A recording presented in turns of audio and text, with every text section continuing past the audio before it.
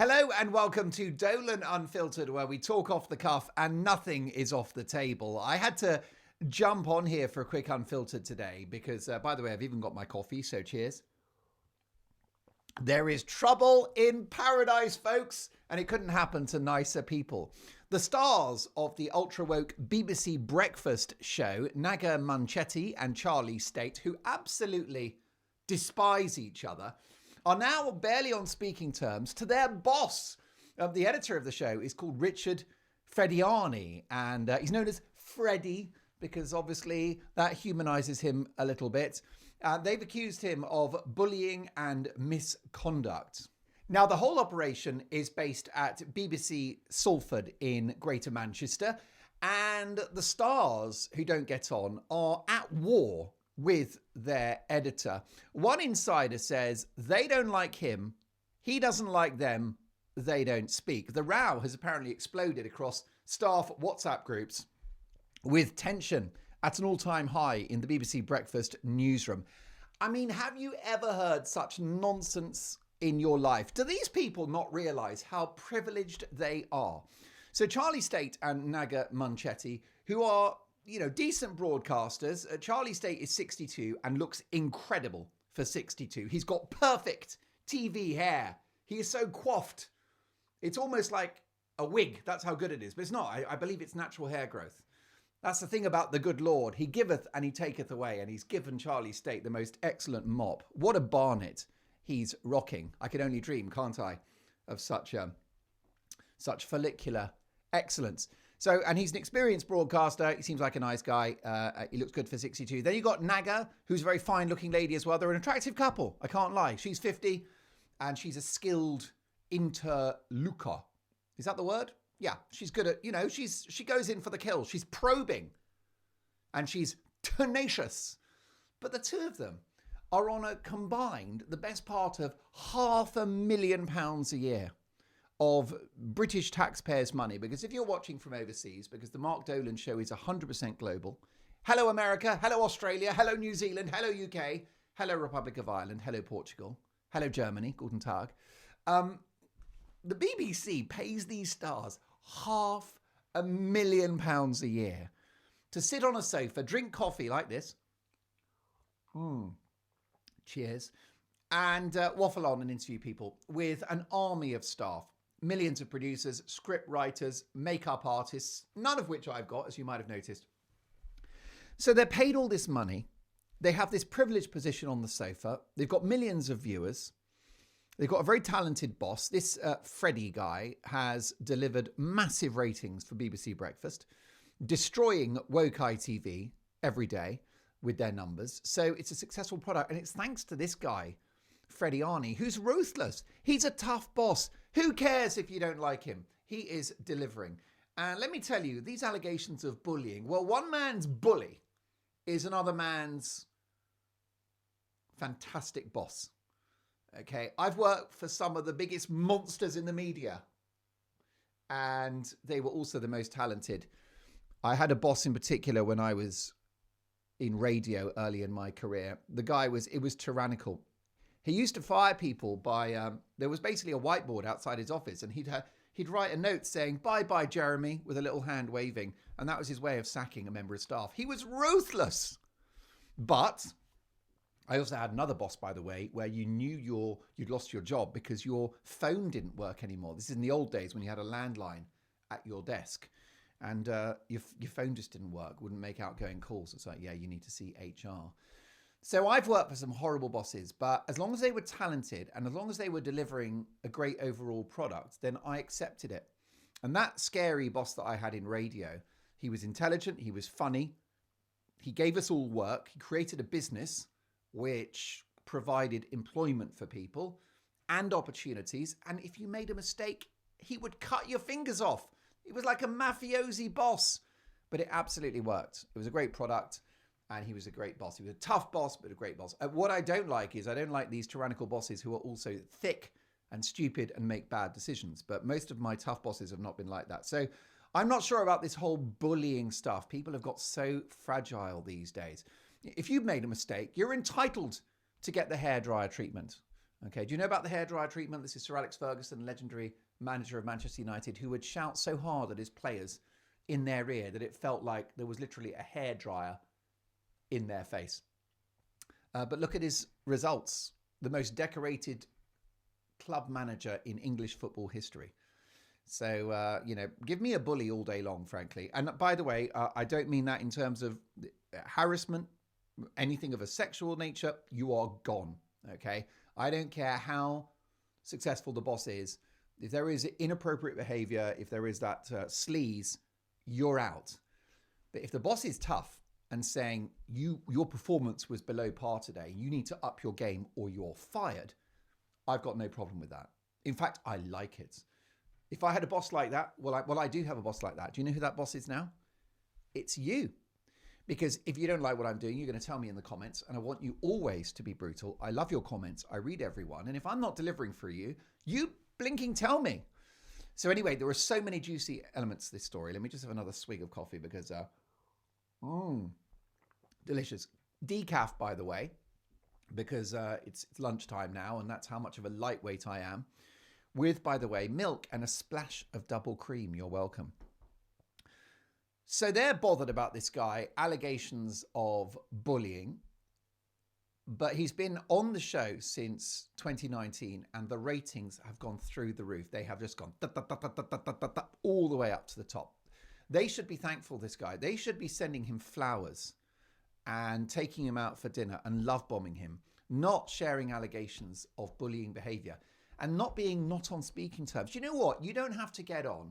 It's not your job to like each other. You're paid £500,000 a year, and that is British taxpayers. Oh yeah, so I want to say, I mentioned that earlier, that if you're overseas, that we pay something called a license fee, which means that if we want to turn on our television, if we want to switch on our TV, then we are legally obliged to pay the BBC almost £170 a year. And if not, you go to jail. Even if you're an old granny shivering in your house, you must pay, so that these people can have £500,000 a year and have a fallout with their boss, which is a pathetic melodrama and a pantomime and a joke. I mean, I don't know about you. If I was going to pay you, right, because I've got lots of viewers who are facing financial difficulty. It's a really difficult time, isn't it? We've come off inflation. The cost of living is through the roof. Rent, mortgages. It's a hard time for most people. If I paid you £500,000 a year, would you fall out with the boss that was paying you that money? Would you be not on speaking terms? If I paid you £500,000, do you think you could find it within yourself to get on with a talented boss who has taken the ratings through the roof, who is provably delivering for the company? You wouldn't, would you? Because you're reasonable. You'd be like, listen, I'm on £500,000 a year. I've got an inspirational boss who's doing the numbers. I'm going to make this work. And I'd be like, honestly, I would be love bombing Freddie the whole time. But no. An insider tells the excellent Mail Online newspaper, which is a great tome of truth, they don't like him. He doesn't like them. They don't speak. Grow up. You are professionals. I've had colleagues I don't get on with, who I don't like. And on air, you wouldn't know it. It's like they're my best friend. And even off air, there's a level of professionalism. There are people I don't get on with. There isn't the chemistry, but I'm still like, good morning, how are you? Excited about today's show. What are we going to do? You make it work, especially for £500,000 a year. By the way, this is not normal money. This is taxpayers' money. So what that means is these people, they have a very secure job. They don't have to worry about ratings. They don't need adverts because the BBC is state funded. So I've come from a news organization, my last gig in establishment media. I had to look at the ratings every day and my job depended on it. By the way, my ratings were through the roof, fabulous ratings. So I'm very pleased about that, very honored about that, which I've taken those numbers to YouTube, by the way. Can I tell you what we're doing at the moment? Since January, 4.5 million views to the channel. 4.5 million. Who do I have to thank for that? You. So thank you so much. Honestly, I'm loving this journey. We've got many months and years together for lots of things. My Scripted, very crafted hot take monologues about big stories of the day, including Harry and Meghan, my husband. But also culture stuff, movie reviews, woke Snow White, and then lots of politics as well. And the worst government in the UK in 100 years, Sir Keir Starmer, Rachel Reeves, disaster. So there's so much that I've got for you, and I'm answerable to you. But when I was at my last job in establishment media, I got the ratings every day, and I was sweating over those ratings. And also, I got... we were under pressure to have advertising revenue. The company was losing money and we needed adverts. These presenters at the BBC, they don't have any such worries. It doesn't matter if the ratings are bad. There are no advertisers to please, no sponsors. They just go on air in an expensive suit paid for by you and me and waffle on. So it's not great. And by the way, the two of them, Naga and Charlie, can be extremely obnoxious.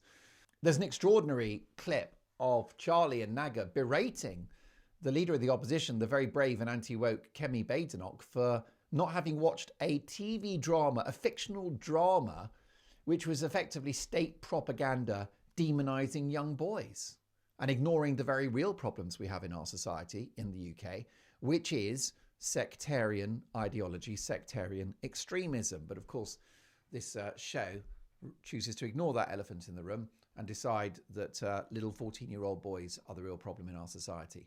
Do me a favour. I'll play that clip towards the end. It's a demonstration of just how incredibly misguided and disconnected from the mainstream audience these BBC stars are. Now, State and Munchetti, Naga and Charlie have raised formal concerns, according to the Mail Online, with BBC News bosses over this boss Freddie Arnie's behaviour. He's said to have no working relationship with either Naga or Charlie, despite them being the public faces of the programme. It's unprofessional. He's your boss. Get on with it. It is your job to talk to him. And I don't want to pay for this indulgence where people can have this Cold War on my money and yours. Absolutely ridiculous. Now, Freddie Arnie has been subjected to at least 2 workplace misconduct complaints since taking over as editor in 2019. In 2024, in February of 2024, he allegedly physically shook a junior member of staff in an incident that triggered a formal complaint. That complaint was investigated and upheld by the BBC. Now, that is unacceptable too. Any sexual harassment, you are out. I don't care how good you are. And also, any physical altercation is unacceptable. So if that's true about him, that is a huge problem, and I will not defend it. Colleagues say Freddie Arnie is a bruiser who regularly shouts and swears at staff when on-air mistakes are made. I'm fine with that. I encourage it because I don't think there should be mistakes. I'll be honest with you, full disclosure, I don't shout at people and I don't swear at them. Ask any of my colleagues. But if the boss yells a bit, so be it. It's a style the guy is delivering. He's allegedly banged his fist against a glass wall during an angry outburst and was seen kicking a wastebasket in frustration. Good! Bit of passion! That's what I want to see. That's what I pay my licence fee for. Kicking a waste paper basket. Why not? Sir Alex Ferguson, during one of his team talks, was so angry with his team that he kicked, I think it was a water bottle or a football boot. He kicked some object on the ground and it actually hit David Beckham on the nose, caused it to bleed. Not great. Look at Ferguson's record. Multiple staff say that the boss, Freddie, has cultivated a climate of fear and favouritism. Well, good. You should have fear. You should be afraid of the boss. And you should be afraid to make mistakes. And yes, he's got his favourites. Do you know who the favourites are? The people who deliver for him. Apparently, it's made clear who's in and who's out. Well, that's the media. That is human nature. Okay, you have to accept that. That is how the world works. You've got to make sure if you work for someone, you make sure you're in the in crowd. And do you know how you get in with a high achiever like Freddie, who has taken the ratings through the roof? Smashing woke ITV every day. By the way, can I apologise to Dan Wootton? That's his IP. Dan Wootton invented the term woke ITV. He's absolutely right. It's a Dan Wootton IP. But Dan, I hope you don't mind, but I've stolen that briefly. I've nicked it just for today. Woke ITV. He's so right. Check out his channel. He doesn't need my help. Very popular broadcaster. And we are changing the face of media, folks, let me tell you, with your help. So look, yeah, who's in, who's out. That's human nature. That's how it goes. Sources claim that Freddie Arnie had a similar bullying reputation during his previous role at ITN, where he held senior positions at ITV News. Well, that was probably when ITV was good and not woke, and when he delivered. So there you go. So that's it, really. These stars are out of control, folks. That's my view. And they're overpaid. I mean, so Naga earns between £345,000 and £349,000. So 350, call it 350k. She's on BBC Breakfast and she's on BBC Radio 5 Live and Panorama, which is a documentary series, and podcast. Now listen, if I was Naga Manchetti is, some people do not like her at all. Some people cannot stand her. Some people love her. I think she's a very capable and able broadcaster. And I would, if I was at the BBC, I would employ her. I would, right? But I would knock heads together and I'd get her in a room with Freddie and go, your job is to communicate with each other and if you're going to do this handbags at dawn, then you're fired. But I'd actually have to fire her, not Freddie, because he's the one that's taken the numbers through the roof. Slamming and destroying woke ITV. So that's what I would do. I'd keep her. But why do these stars have to have so many gigs? Right? Why is it BBC Breakfast, 5 Live, Panorama? Why can't we spread it around a little bit and have some other? Give Richard Madeley off of Richard and Judy. Give him 5 Live, and give someone else Panorama. Who would you like to see doing Panorama? Gary Lineker, perhaps.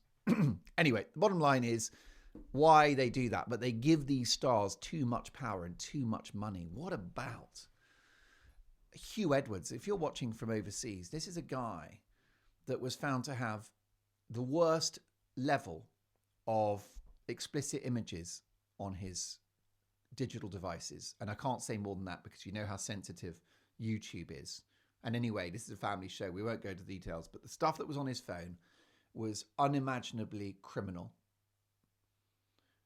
and horrific and obscene.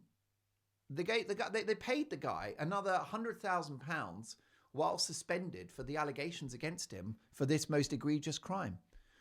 And for years, there were concerns about Hugh Edwards' behaviour. He was sending creepy texts to colleagues, and he was flirty, and he was rude, and he was obnoxious, and he was inappropriate, and he stayed on the payroll on £500,000 a year to read the news, to look at a prompter. Now, let me tell you that I know, because I've done that job, it's very easy. There's nothing to it. You could do it, I could do it. Hello, it's the 9 o'clock news. Donald Trump has introduced tariffs. That's it. It wasn't that hard, was it? £500,000 a year to read a prompter. Now, when I do my hot take monologues, I read a prompter. Yes, I do. But who writes the words? Because we're real here. I'm giving you, folks, bang for your buck. There's no team of 20, and thank God for that. Do you know what I might do, by the way? If this show, thanks to your help, becomes more and more successful, with a target, by the way, of 100,000 subscribers ASAP, so please subscribe and do tell your friends. I really appreciate that. And the notification bell so that you get informed when a video has been published. I'm thinking of hiring. Why don't I employ Freddie Arnie as my editor? And then we can put those numbers through the roof. I'll hire him. He can be tough with me. He can shout at me if I'm not delivering. Fair enough. The culture inside BBC Breakfast has been described by insiders as poisonous. Get over yourself. I mean, you're not... This is telly, okay? I've worked in telly. There are makeup artists and you've got producers and there's script editors and it's all lovely.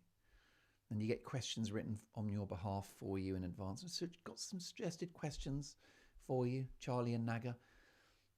And they call that poisonous. What about the people that go into the ground in an elevator and dig coal out of the ground? What about the people that have to lay roads, like they're working on the motorway at 3 a.m. in all conditions?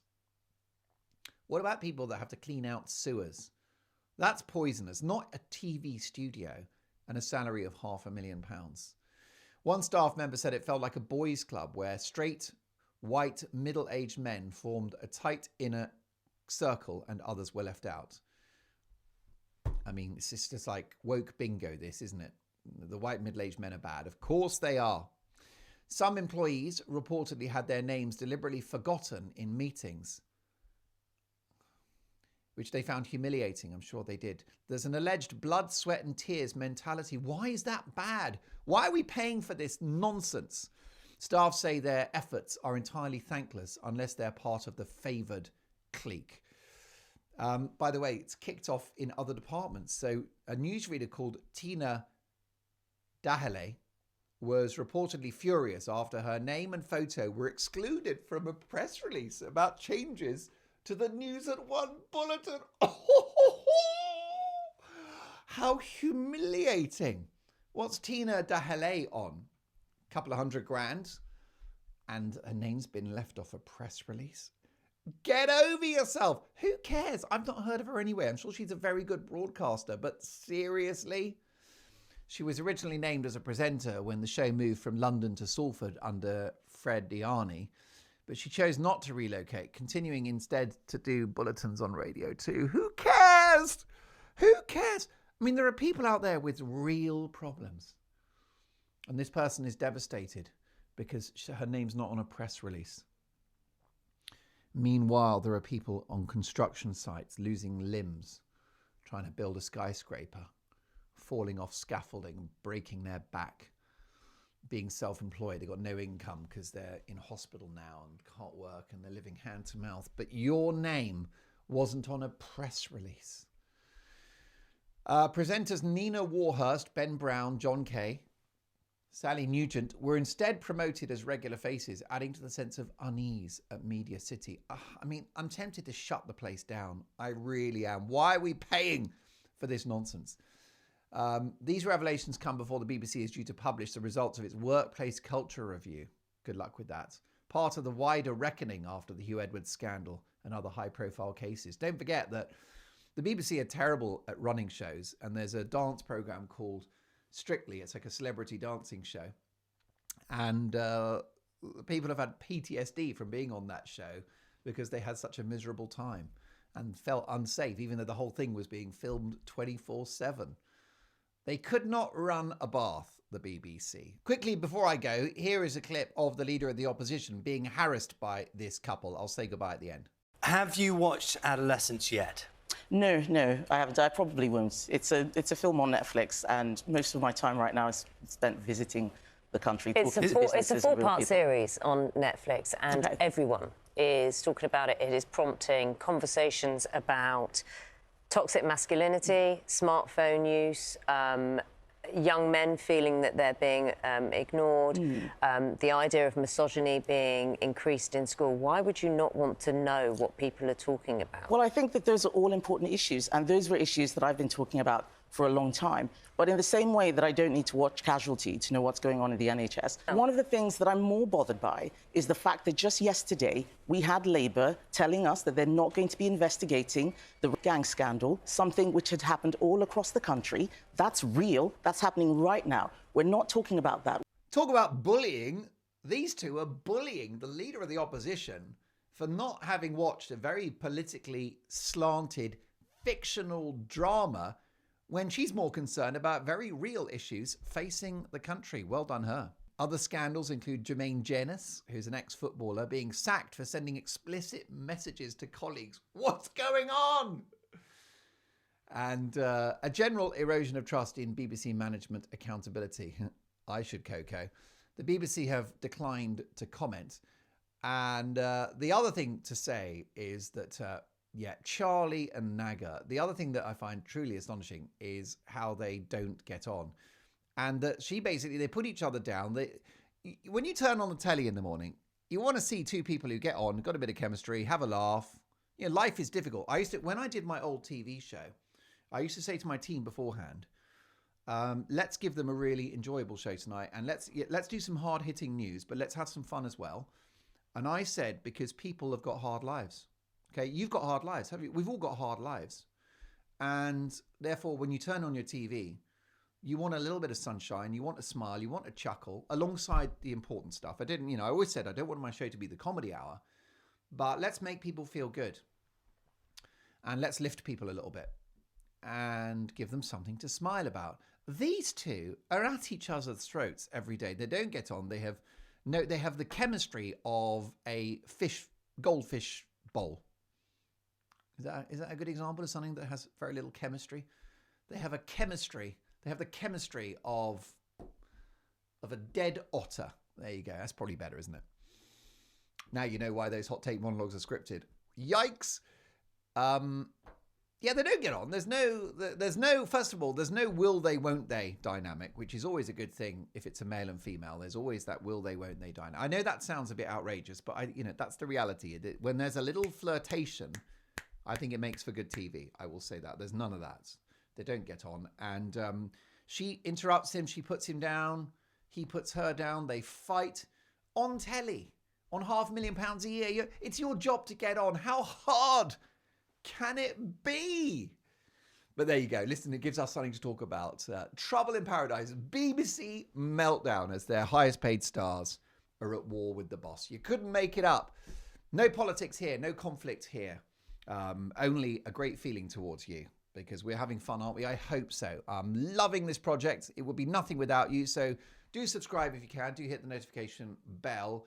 And I'll see you for lots more. And I'll keep you updated on all of the madness in the world. And I'll see you next time. Go and have a great day.